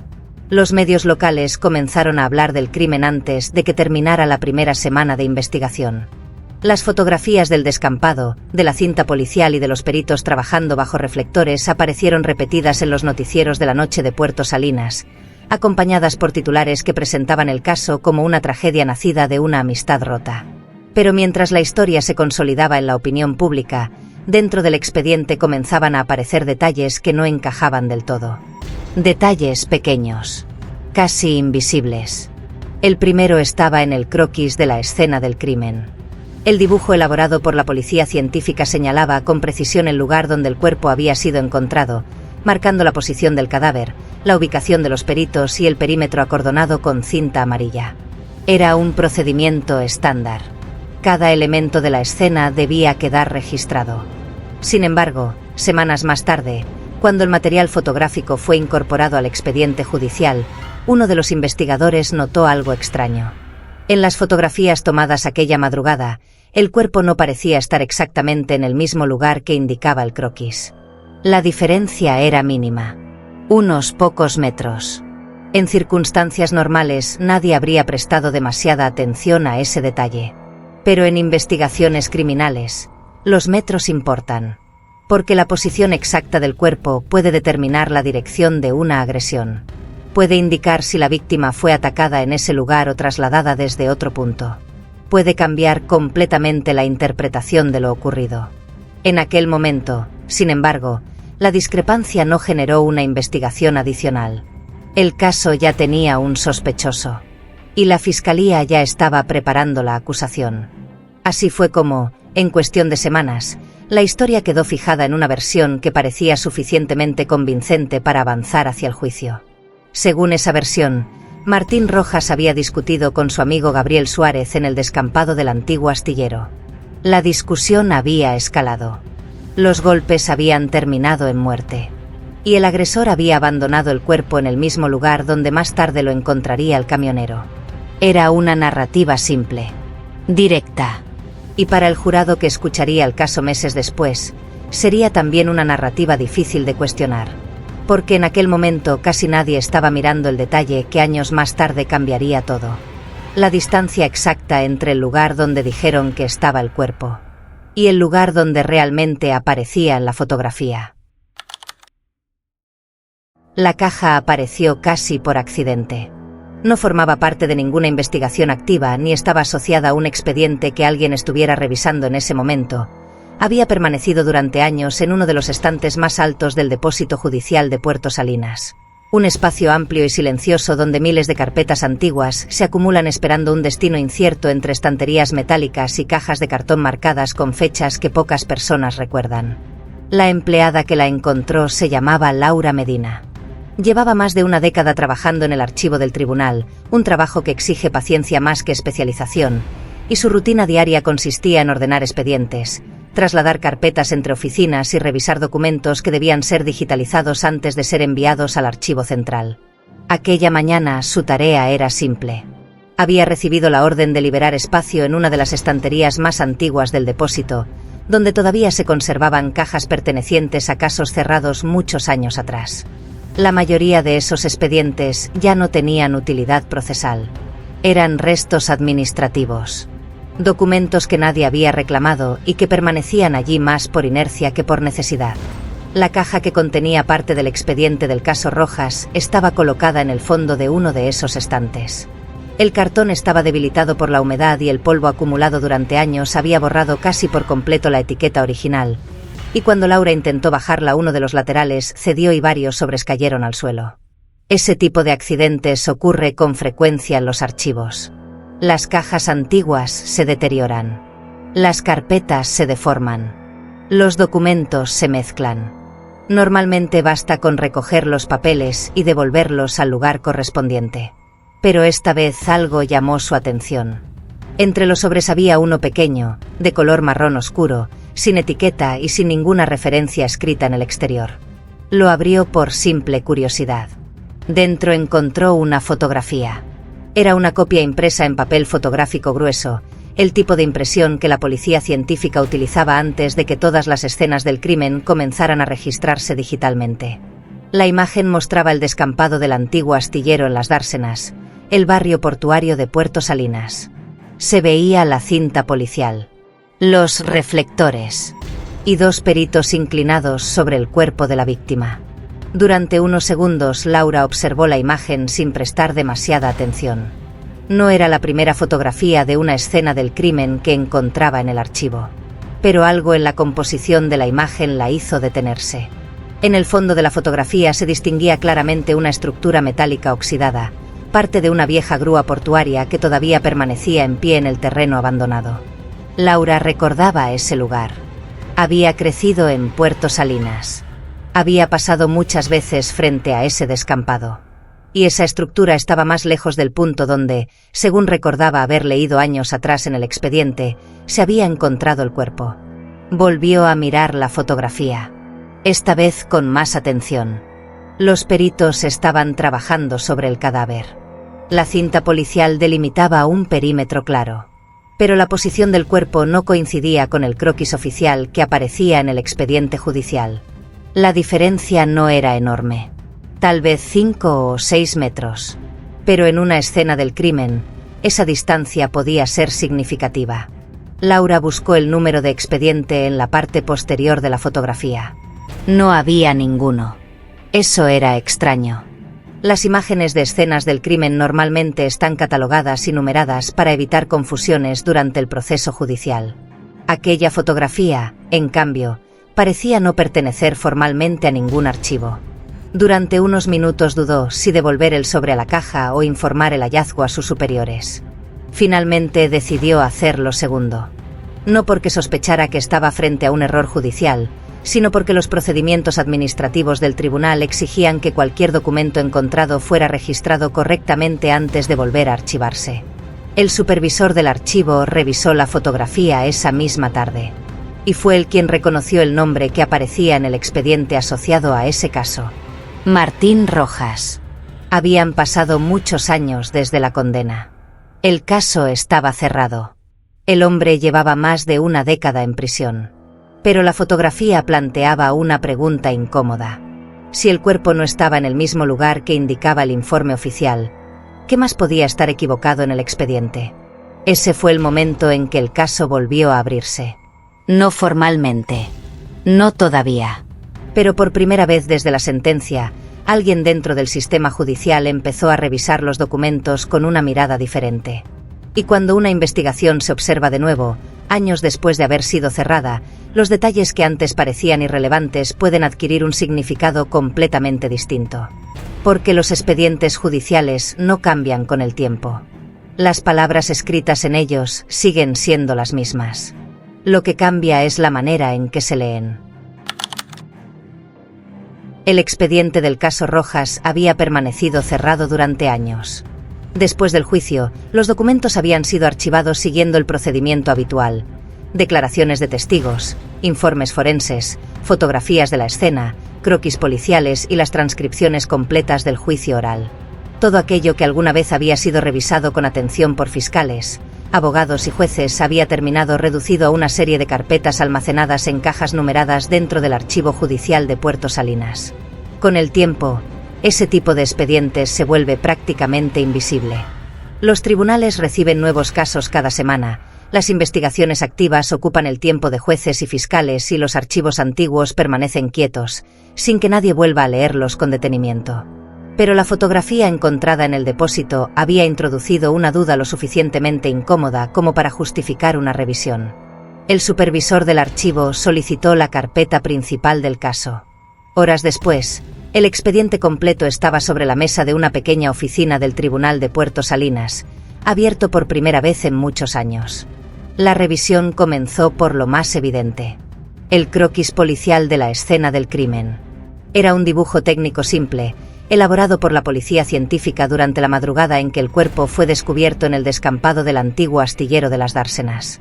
Sobre el plano del terreno se señalaban varios elementos: la posición del cadáver, el perímetro delimitado con cinta policial, la ubicación de los reflectores y el lugar donde había quedado estacionado el primer patrullero que llegó al sitio.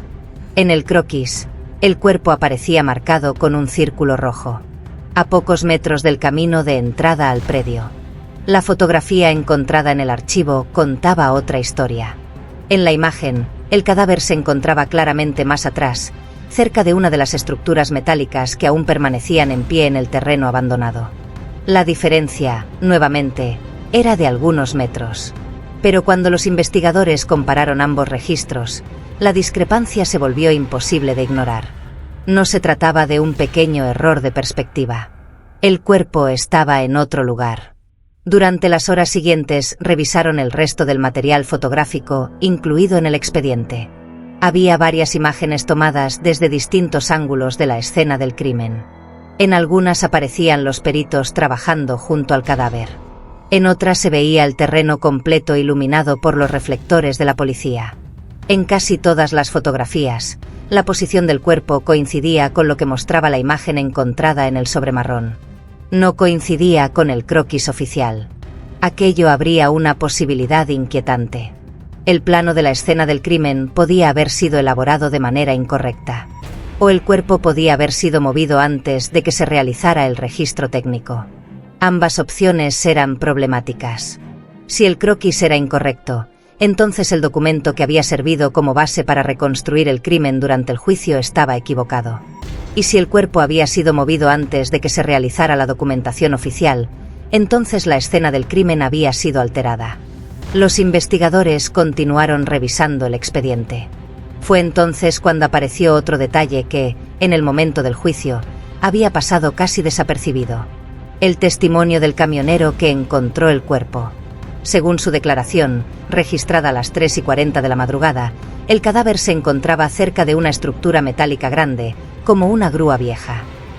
Ese detalle coincidía con la fotografía, pero no con el croquis. El dibujo policial ubicaba el cuerpo varios metros más cerca del camino. Durante el juicio nadie había cuestionado esa diferencia. La defensa había centrado sus esfuerzos en discutir la responsabilidad de Martín Rojas, no en analizar con precisión milimétrica la posición del cadáver. La Fiscalía, por su parte, Había presentado el croquis como una representación técnica confiable. Y el jurado, enfrentado a un caso que parecía relativamente claro, nunca tuvo motivos para dudar de la documentación policial. Pero ahora, años después, las inconsistencias comenzaban a acumularse. El siguiente documento que revisaron fue el informe de los primeros agentes que llegaron al descampado. 2 policías habían sido los primeros en asegurar la escena antes de la llegada de los peritos. Su informe describía el hallazgo del cuerpo, la delimitación del perímetro y la llegada posterior de la policía científica. En una de las páginas aparecía una frase breve que en el momento de la investigación había pasado prácticamente inadvertida. El cuerpo fue observado inicialmente desde el camino de acceso, aproximadamente a 10 metros del punto donde se detuvo el patrullero. 10 metros. Si el patrullero había quedado estacionado junto al camino de entrada al descampado, esa distancia volvía a situar el cadáver más cerca de la estructura metálica que aparecía en la fotografía. No donde lo indicaba el croquis. Era un detalle pequeño. Pero cuando varios documentos distintos comienzan a señalar lugares diferentes para un mismo hecho, el problema deja de ser un simple error de dibujo. Se convierte en una pregunta más profunda. ¿Qué ocurrió realmente en ese descampado durante las horas previas al amanecer? Porque si el cuerpo no estaba donde decía el plano oficial, la reconstrucción completa del crimen podía estar equivocada. Durante el juicio contra Martín Rojas, uno de los elementos que más peso tuvo en la acusación fue el informe del médico forense. En los procesos penales, la determinación aproximada de la hora de la muerte suele convertirse en una pieza central de la reconstrucción del crimen. No siempre es posible establecerla con exactitud absoluta, pero los especialistas pueden estimar un rango temporal basándose en diferentes indicadores fisiológicos.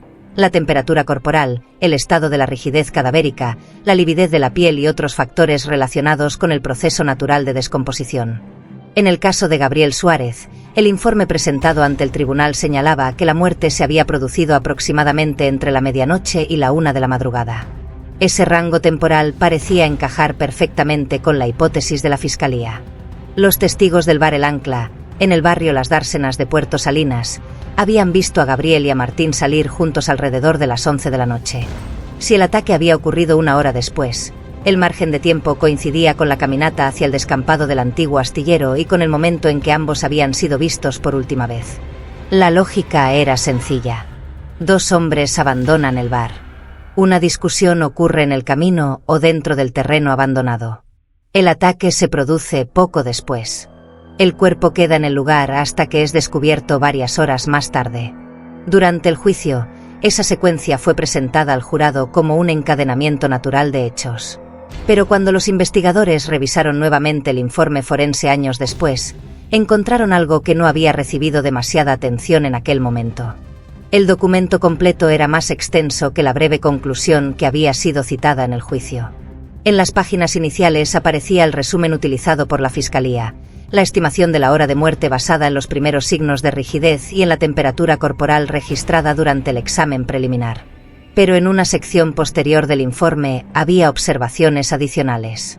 Observaciones que, en el contexto del juicio, habían sido consideradas detalles secundarios. El médico forense mencionaba que el cuerpo presentaba un grado de enfriamiento más avanzado de lo que normalmente se esperaría para una muerte ocurrida tan cerca de la medianoche.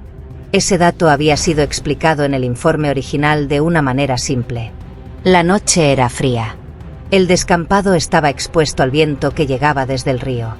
Las condiciones ambientales podían haber acelerado la pérdida de temperatura corporal. Era una explicación razonable, pero no era la única posible. Años después, cuando los especialistas revisaron el documento con mayor detenimiento, comenzaron a preguntarse si aquel enfriamiento más avanzado podía indicar algo diferente. La posibilidad de que la muerte hubiera ocurrido antes. La diferencia podía parecer pequeña. Tal vez 1 hora. Tal vez 2. Pero en investigaciones criminales, 1 o 2 horas pueden cambiar completamente la interpretación de un caso. Porque si Gabriel Suárez había muerto antes de la medianoche, entonces la línea temporal que vinculaba directamente a Martín Rojas con el momento del ataque empezaba a debilitarse. El informe también mencionaba otro detalle. La rigidez cadavérica observada en el cuerpo durante el examen inicial parecía haber comenzado antes de lo que correspondería a una muerte ocurrida tan recientemente. Nuevamente, el documento original ofrecía una explicación posible: la variabilidad natural del proceso biológico. La rigidez no aparece exactamente en el mismo momento en todos los cuerpos. Puede adelantarse o retrasarse dependiendo de múltiples factores. En el contexto del juicio, esas observaciones habían sido consideradas simples aclaraciones técnicas. El punto principal seguía siendo el mismo: la estimación general de la hora de muerte coincidía con la versión presentada por la Fiscalía. Pero ahora, con la escena del crimen cuestionada y con nuevas dudas sobre la posición real del cuerpo, aquellas notas secundarias empezaban a adquirir un significado diferente. Si la muerte había ocurrido antes de lo que se había estimado inicialmente, entonces la cronología del caso podía estar equivocada desde el principio. Los investigadores decidieron consultar a un nuevo especialista, un médico forense que no había participado en la investigación original. El objetivo era simple: revisar el informe antiguo con una mirada independiente. El especialista pasó varias horas analizando los documentos: fotografías del cuerpo, registros de temperatura, descripciones de las lesiones y las notas tomadas durante el examen inicial. Cuando terminó, su conclusión fue prudente pero inquietante. Según su análisis, la estimación original de la hora de la muerte podía estar desplazada. No necesariamente por minutos, posiblemente por varias horas. Eso significaba que Gabriel Suárez podía haber muerto mucho antes de la medianoche. Tal vez cerca de las 10 de la noche. Tal vez incluso antes. Si esa hipótesis era correcta, entonces se abría una pregunta que nadie había formulado durante el juicio: ¿dónde estaba Martín Rojas en ese momento? Porque a las 10 de la noche, según todos los testigos del bar El Ancla, Martín todavía no había llegado. Durante años, la condena de Martín Rojas había permanecido intacta. El expediente estaba cerrado, el juicio había terminado y la historia parecía haber quedado fijada en una versión que nadie tenía motivos reales para cuestionar. Pero cuando los investigadores comenzaron a reconstruir nuevamente la cronología de aquella noche, utilizando los datos revisados del informe forense, el caso empezó a adquirir una forma completamente distinta. Si Gabriel Suárez había muerto antes de la medianoche, entonces la línea temporal que había llevado a la condena de Martín Rojas se volvía inestable. Según los testimonios recogidos durante la investigación original, Martín llegó al bar El Ancla, en el barrio Las Dársenas de Puerto Salinas, alrededor de las 10:30 de la noche. Varios clientes lo recordaban con claridad. Había saludado a conocidos. Había pedido un trago en la barra. Y había conversado durante algunos minutos con Gabriel antes de que ambos abandonaran el lugar cerca de las 11. Si el nuevo análisis forense era correcto, entonces Gabriel Suárez podía haber estado muerto cuando Martín llegó al bar. La posibilidad parecía absurda al principio, pero la revisión completa del expediente reveló algo que había pasado desapercibido durante el juicio: una llamada telefónica. El registro aparecía en el informe de tráfico telefónico solicitado por la policía durante la investigación inicial. La mayoría de las llamadas analizadas correspondían a comunicaciones normales entre conocidos del barrio durante los días posteriores al crimen. Pero una de ellas destacaba por su horario. Había sido realizada a las 9:48 de la noche. La llamada provenía del teléfono de Gabriel Suárez y había sido dirigida a un número que en ese momento no pertenecía a Martín Rojas. El propietario del teléfono era Raúl Perdomo. En el expediente original, su nombre aparecía apenas mencionado en una de las declaraciones iniciales. Perdomo era un excompañero de trabajo de Gabriel en el taller naval que había cerrado años antes. Habían mantenido contacto ocasional después de perder ese empleo, pero según las declaraciones recogidas por la policía, no se habían visto la noche del crimen. Durante la investigación original ese detalle no despertó sospechas. La llamada había durado apenas 37 segundos. Y cuando los investigadores entrevistaron a Perdomo días después del asesinato, su respuesta fue simple: Gabriel lo había llamado para preguntarle por un trabajo temporal en un depósito del puerto. Nada más. La explicación pareció suficiente en ese momento. El caso ya tenía un sospechoso principal. Pero cuando los investigadores revisaron nuevamente la cronología de aquella noche, la conversación telefónica adquirió otro significado. Si Gabriel había hablado con Perdomo a las 9:48 de la noche, y si el nuevo análisis forense sugería que la muerte podía haber ocurrido alrededor de las 10 de la noche, entonces había una posibilidad que nunca había sido explorada: que Gabriel Suárez se hubiera reunido con otra persona antes de ir al bar. Los investigadores decidieron buscar nuevamente a Raúl Perdomo. Habían pasado muchos años. El hombre ya no vivía en Puerto Salinas. Había trabajado en distintos puertos del litoral y finalmente se había establecido en una ciudad costera a varios cientos de kilómetros. Cuando lo localizaron y lo citaron a declarar nuevamente, su reacción inicial fue de desconcierto. El caso Rojas era algo que había quedado muy atrás en su vida. Pero cuando le preguntaron nuevamente por la llamada de aquella noche, su respuesta fue distinta a la que había dado años antes. Al principio dudó. Parecía intentar reconstruir recuerdos muy lejanos. Finalmente admitió algo que nunca había mencionado en la investigación original. Sí, había visto a Gabriel esa noche. Habían hablado brevemente cerca del descampado del antiguo astillero, en el borde del barrio Las Dársenas. Según su relato, Gabriel quería discutir una deuda antigua relacionada con el cierre del taller naval. No era una suma grande, pero la conversación había sido tensa. Durante algunos minutos discutieron. Después cada uno se marchó por su lado. Perdomo insistió en que la discusión no había pasado de palabras. Pero ese encuentro introducía una variable que nunca había sido considerada durante el juicio. Gabriel Suárez no había estado solo antes de encontrarse con Martín. Había tenido otra conversación, otra discusión, en el mismo lugar donde, poco tiempo después, aparecería su cuerpo. Y si esa discusión había ocurrido cerca de las 10 de la noche, entonces el momento de la muerte podía estar mucho más cerca de ese encuentro que de la caminata posterior con Martín Rojas. Por primera vez desde la condena, la historia del caso empezaba a cambiar de forma. Cuando la nueva información comenzó a tomar forma dentro del expediente revisado, el caso dejó de ser simplemente una duda administrativa y pasó a convertirse en un problema judicial. Durante años, la condena de Martín Rojas había sido considerada definitiva. El juicio había concluido, las apelaciones presentadas por su defensa habían sido rechazadas y el expediente había terminado archivado como tantos otros casos que, una vez cerrados, rara vez vuelven a ser revisados dentro del sistema judicial de Puerto Salinas. Pero ahora la situación era distinta. Las inconsistencias acumuladas ya no podían ignorarse. La posición real del cuerpo no coincidía con el croquis oficial de la escena. La estimación original de la hora de muerte podía estar equivocada por varias horas. Y un testigo que había sido considerado irrelevante durante la investigación inicial admitía ahora haber discutido con la víctima en el mismo lugar donde más tarde aparecería el cadáver.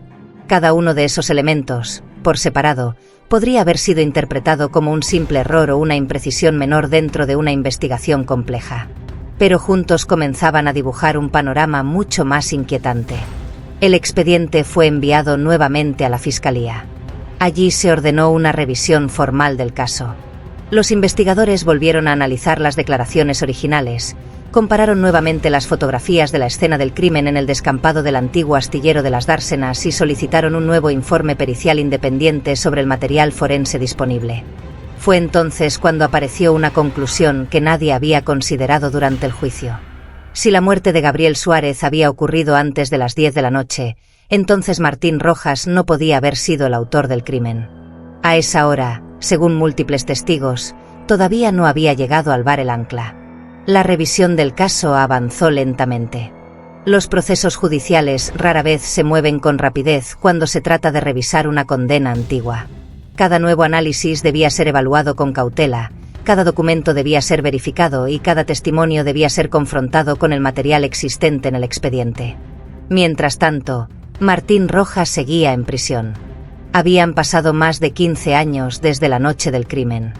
Durante ese tiempo su vida había transcurrido dentro de un sistema penitenciario que rara vez ofrece segundas oportunidades a quienes han sido condenados por homicidio. Los informes carcelarios lo describían como un interno disciplinado. Había trabajado en distintos talleres dentro del penal. Había participado en programas educativos. Y durante todo ese tiempo había mantenido la misma declaración que había dado en la sala de interrogatorios el día de su detención. Nunca golpeó a Gabriel Suárez. Nunca lo vio morir. Y nunca entendió por qué nadie había creído su versión. Cuando finalmente fue informado de que el caso estaba siendo revisado, Su reacción fue contenida.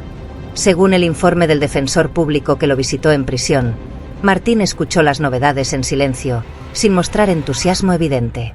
Después de tantos años, la posibilidad de que su condena pudiera estar equivocada parecía más difícil de procesar que la propia condena. Pero el proceso judicial continuó avanzando. La Fiscalía presentó un informe preliminar ante el tribunal que había dictado la sentencia original. En ese documento se señalaban las inconsistencias detectadas durante la revisión del expediente y se recomendaba la reapertura formal del caso. El tribunal aceptó evaluar el pedido. Meses más tarde, en una audiencia breve y casi silenciosa, se anunció una decisión que pocos en Puerto Salinas habían imaginado escuchar. La condena de Martín Rojas sería revisada. Y por primera vez desde el día de la sentencia, la posibilidad de que el hombre hubiera pasado años en prisión por un crimen que no cometió dejó de ser una hipótesis remota para convertirse en una pregunta que la justicia debía responder. La revisión judicial del caso Rojas no produjo un cambio inmediato. En los sistemas legales, admitir la posibilidad de un error grave siempre implica atravesar un proceso largo y cuidadosamente documentado. Cada informe debía ser evaluado por especialistas independientes, cada inconsistencia debía ser revisada nuevamente y cada pieza del expediente debía ser analizada con el mismo nivel de rigurosidad que había sido aplicado durante el juicio original. Durante meses, el tribunal examinó nuevamente el caso. Se revisaron las fotografías de la escena del crimen. Se compararon los croquis policiales con el material fotográfico original. Se solicitaron nuevos análisis sobre el informe forense que había servido como base para establecer la hora aproximada de la muerte. Y se volvió a escuchar el testimonio de Raúl Perdomo, el hombre que había admitido haber discutido con Gabriel Suárez antes de que la víctima llegara al bar El Ancla, en el barrio Las Dársenas de Puerto Salinas. A medida que los documentos eran revisados, el problema central del caso se volvía cada vez más evidente. La reconstrucción original del crimen se había apoyado en una serie de supuestos que, con el paso del tiempo, resultaban cada vez más frágiles. El croquis de la escena no coincidía con las fotografías. La estimación de la hora de muerte podía estar desplazada varias horas. Y la investigación inicial nunca había considerado seriamente la posibilidad de que Gabriel hubiera tenido un conflicto con otra persona antes de encontrarse con Martín. El tribunal no necesitaba demostrar quién había cometido el crimen. Para revisar la condena bastaba con responder una pregunta más simple. Si las pruebas utilizadas durante el juicio original ya no permitían sostener con certeza la responsabilidad de Martín Rojas. La respuesta comenzó a inclinarse lentamente hacia una dirección que pocos habían imaginado cuando el caso se cerró años atrás. Finalmente, el tribunal emitió su resolución. La sentencia original fue anulada. En el documento judicial se señalaba que las nuevas evaluaciones del expediente habían revelado inconsistencias significativas en la reconstrucción del crimen, especialmente en relación con la posición del cuerpo en el descampado del antiguo astillero de Las Dársenas y con la estimación de la hora de la muerte. Esas dudas eran suficientes para invalidar la condena. Después de más de 15 años en prisión, Martín Rojas fue liberado. La noticia apenas ocupó algunos minutos en los noticieros locales. Para la mayoría de los habitantes de Puerto Salinas, el caso ya pertenecía al pasado. Pero para Martín, la salida de la prisión no significó un final claro. Había pasado más de una década y media dentro de un sistema construido para castigar a quienes son considerados culpables. El mundo al que regresaba era distinto. Las calles del barrio habían cambiado. El bar El Ancla había cerrado. Y muchas de las personas que alguna vez habían sido testigos en el juicio ya no vivían allí. El asesinato de Gabriel Suárez, sin embargo, seguía sin una respuesta definitiva. La reapertura del caso permitió revisar los errores de la investigación original, pero no produjo una nueva acusación. Raúl Perdomo fue interrogado nuevamente. Negó haber agredido a Gabriel. Y, sin pruebas adicionales que vincularan a otra persona con el crimen, la muerte de Gabriel Suárez quedó oficialmente sin resolver. El expediente fue archivado por segunda vez, pero esta vez con una diferencia fundamental. El nombre de Martín Rojas ya no figuraba como culpable. En los documentos judiciales, su condena quedó registrada como un error. Un error construido lentamente a partir de suposiciones que parecían lógicas en su momento, pero que años más tarde se revelarían profundamente equivocadas. Y en el descampado del antiguo astillero, donde la hierba volvió a crecer entre los restos de metal oxidado, ya no quedaban rastros visibles de la escena que había cambiado tantas vidas. Solo quedaba una pregunta que nunca encontró una respuesta definitiva. ¿Quién mató realmente a Gabriel Suárez aquella noche? Hay casos en los que la verdad permanece escondida detrás de una pared, a pocos metros de la mesa donde se desayuna cada mañana, respirando en silencio mientras todo un pueblo organiza búsquedas en campos, ríos y carreteras, convencido de que lo terrible siempre llega desde afuera, desde lo desconocido, desde lugares lejanos que pueden señalarse en un mapa. Y hay otros donde la verdad no se oculta en una casa ni en un patio, sino en los propios documentos que deberían revelarla, enterrada entre informes técnicos, croquis mal interpretados y conclusiones que parecen suficientes cuando el caso necesita cerrarse rápido, mientras una vida queda suspendida durante años dentro de una decisión que nadie vuelve a revisar. En un caso, la mentira se construye lentamente, día tras día, gesto tras gesto, alimentada por la confianza de quienes creen conocer a la persona que tienen delante, hasta que un golpe en una pared revela que la respuesta estuvo siempre en el lugar más cercano posible. En el otro, la mentira no es necesariamente una intención, sino una cadena de suposiciones que se refuerzan entre sí, un expediente que parece completo, una cronología que parece lógica, una historia que encaja demasiado bien como para detenerse a revisar los pequeños detalles que no terminan de cuadrar. Ambas historias comparten algo inquietante.